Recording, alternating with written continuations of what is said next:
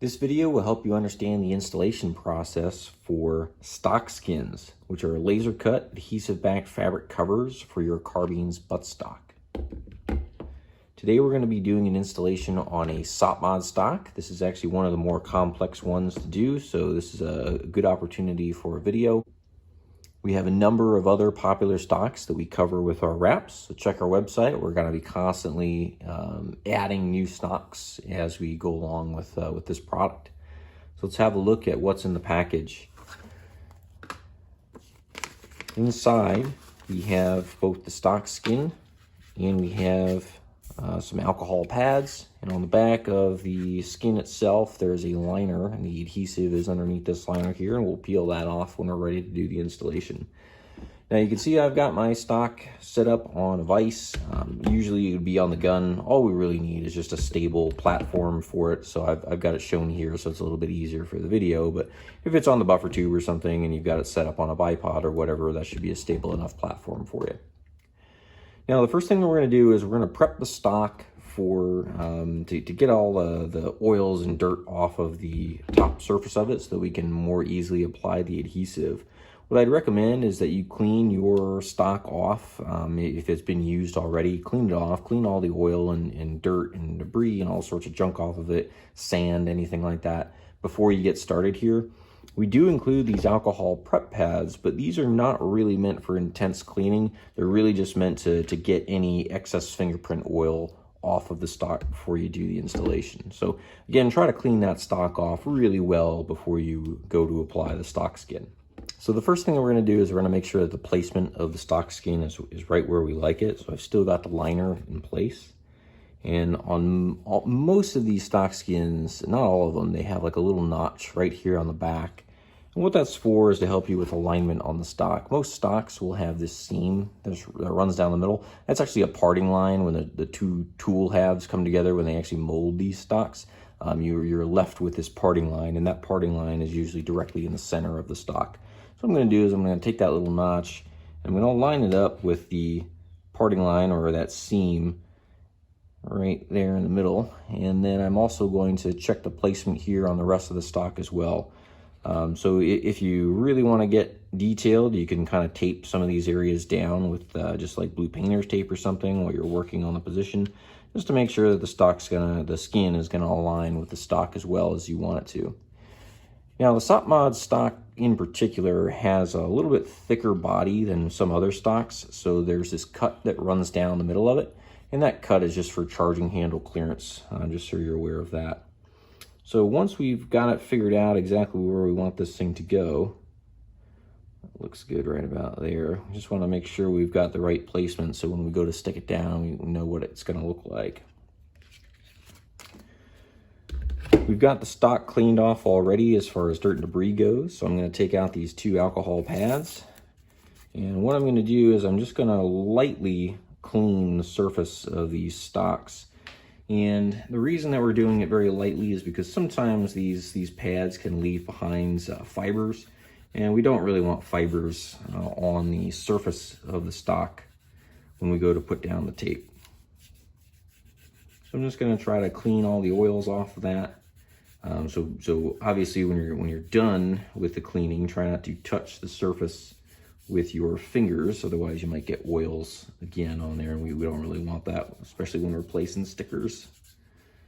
All right, so there's one pad. And we'll take this second one just to make sure that we're really cleaned up.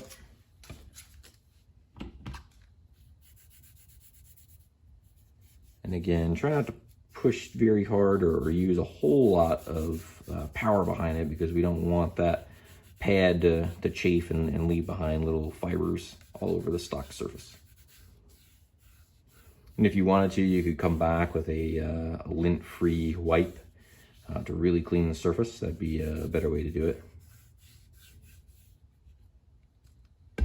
So again, we're going to try not to touch the surface anymore. The next thing we're going to do is we're going to take the stock skin and we're going to peel the liner off.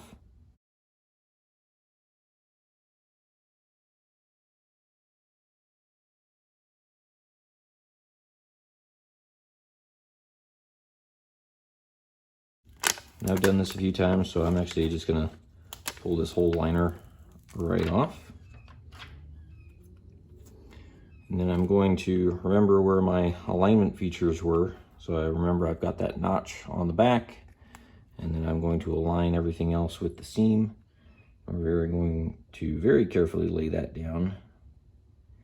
If you do get it stuck on there in the wrong spot, you do have a very short opportunity to put it back on in the right place. So you can lift it and you can reapply it if you need to. But that window is very short, so I wouldn't expect to be able to do that after a day or two. You can see I've kind of got it aligned back here. Now what I'm going to do is push down right here on the middle of that seam where I like it, and then I'm just going to work one side. It's very much like applying a vinyl sticker. So you can see I'm just trying to align these seams up. Trying to line up this line with that seam right there in the middle. And I'm going to do the same thing on the other side. There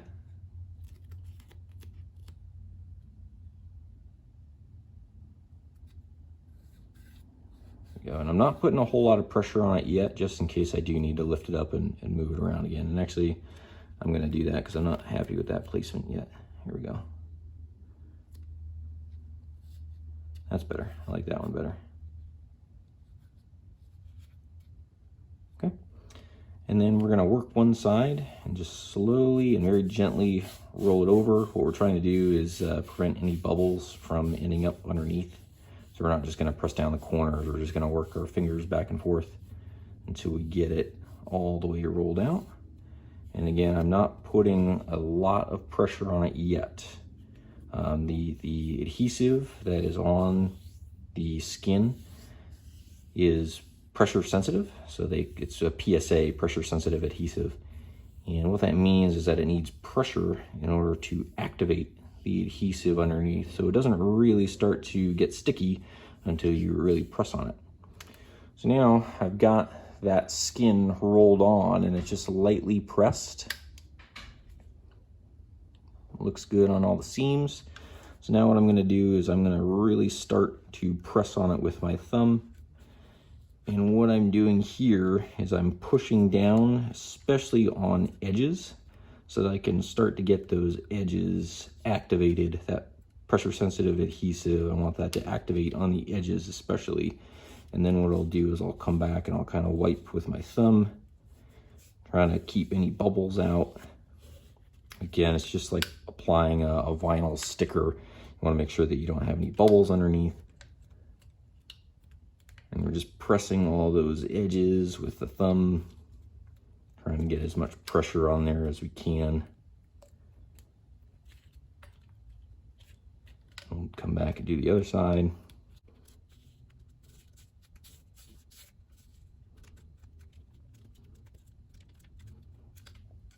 Now we're trying not to pull when we press down.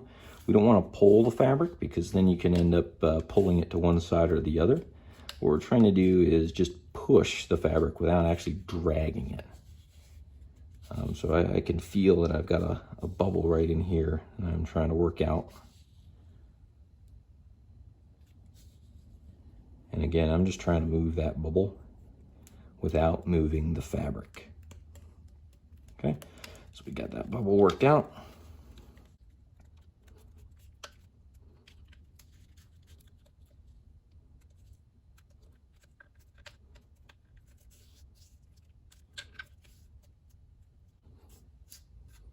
All right. So now we've got the skin installed. We've got the PSA activated. One thing that we need to note about PSA is that there is a cure time associated with it. We recommend a 72-hour cure before you start to actually use this. So put this on Monday and then it'll be ready for you on the range by Friday, let's say, or Saturday or whenever.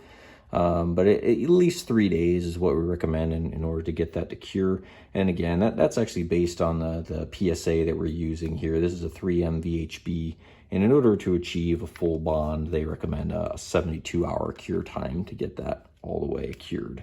So So there it is. What we're going to do now is we're just going to let it chill out for a few days. You can put it back on the gun if you want. You can, you know, take pictures. You can do whatever you want with it. But we're not going to use it until we're ready for the range this coming weekend. So thanks for watching. If you have any questions about stock skin or have a particular stock you're looking for, check out our website and let us know if you have any questions. Thanks a lot for watching.